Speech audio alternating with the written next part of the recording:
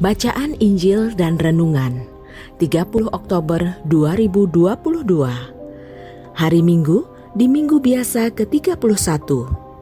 Bacaan dari Injil Lukas pasal 19 ayat 1 sampai ayat 10. Yesus masuk ke kota Yeriko dan berjalan terus melintasi kota itu. Di situ ada seorang bernama Zakheus, kepala pemungut cukai, dan ia seorang yang kaya.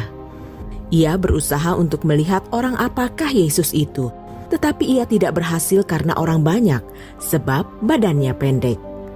Maka berlarilah ia mendahului orang banyak, lalu memanjat pohon ara untuk melihat Yesus yang akan lewat di situ. Ketika Yesus sampai ke tempat itu, ia melihat ke atas dan berkata, "Zakheus, segeralah turun, sebab hari ini aku harus menumpang di rumahmu." Lalu Zakheus segera turun dan menerima Yesus dengan sukacita. Tetapi semua orang yang melihat hal itu bersungut-sungut, katanya, "Ia menumpang di rumah orang berdosa." Tetapi Zakheus berdiri dan berkata kepada Tuhan, "Tuhan, setengah dari milikku akan kuberikan kepada orang miskin, dan sekiranya ada sesuatu yang kuperas dari seseorang, akan kukembalikan 4 kali lipat." Kata Yesus kepadanya, "Hari ini telah terjadi keselamatan kepada rumah ini, karena orang ini pun anak Abraham. Sebab Anak Manusia datang untuk mencari dan menyelamatkan yang hilang."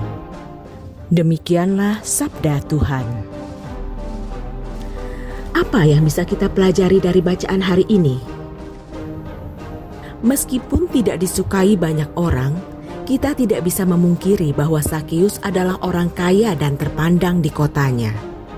Dari sisi Zakheus, kita melihat betapa ia ingin mengalami perjumpaan dengan Tuhan sampai-sampai harus berlari dan memanjat pohon. Itu berarti dia tidak lagi mempedulikan status sosial ataupun harga dirinya di mata masyarakat. Baginya, bertemu Tuhan adalah segala-galanya. Saat Zakheus berlari dan memanjat pohon, pastilah belum terbersit di pikirannya untuk bertobat. Tetapi begitu ia menyadari Tuhan berkenan menumpang di rumahnya, barulah ia bertobat dan hidupnya berubah. Maukah kita seperti Zakheus, mengingini berjumpa dengan Tuhan lebih dari segala-galanya? Tanpa kerendahan hati, mustahil kita bisa melakukannya. Tuhan sudah menunggu di depan pintu hati kita. Arahkanlah fokus kita kepadanya tanpa mempedulikan harga diri atau perkataan orang. Maka Tuhan akan melawat hidup kita dan mengubahnya. Atau apakah kita tetap mau berfokus kepada harga diri kita dan kepentingan-kepentingan kita lainnya? Kiranya Tuhan memberkati kita semua.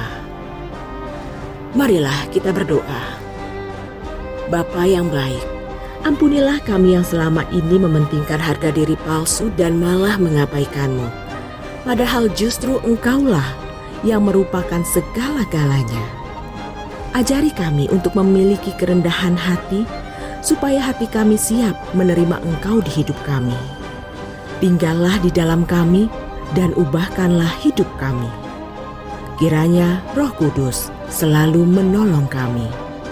Kemuliaan kepada Bapa dan Putra dan Roh Kudus, seperti pada permulaan, sekarang, selalu, dan sepanjang segala abad.